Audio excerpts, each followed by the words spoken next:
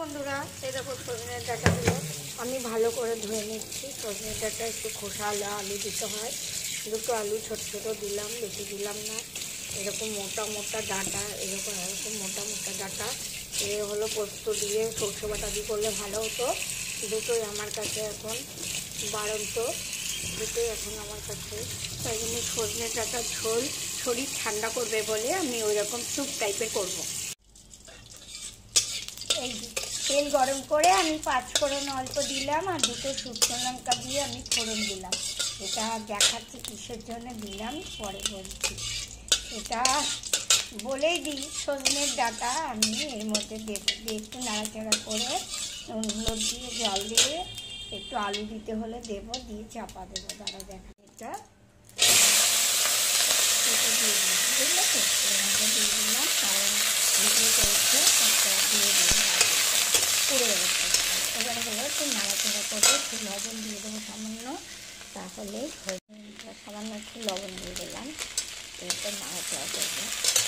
উনুনটা একটু কেমন নাড়াচাড়া করবো।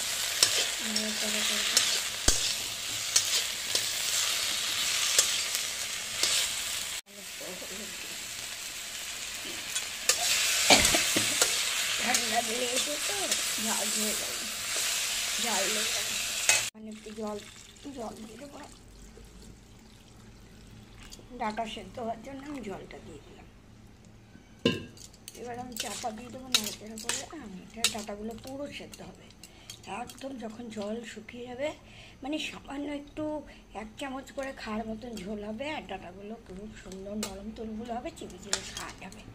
এই ডাঁটার রসটাই আসল কথা। বন্ধুরা, দেখো সজনে ডাঁটার সুন্দর একটা হালকা ঝোল হয়ে গেল। এটা ডাঁটাও চেবানো যাবে, আর এই স্বাদ মতো সজনের স্বাদ পাওয়া যাবে এই ঝোলে। আর এই ঝোল হচ্ছে খুব ওষুধের কাজ করবে। বিভিন্ন রকম গুণাগুণ আছে, আমি অত জানি না, তবু জানি এটা একটা অপথ্য ওষুধ টাইপের, বড়দের থেকে শোনা। যাই হোক, রেখে দিলাম। শুভরাত্রি বলে রেখে দিচ্ছি। পাশে থেকো, সুস্থ থেকো, ভালো থেকো।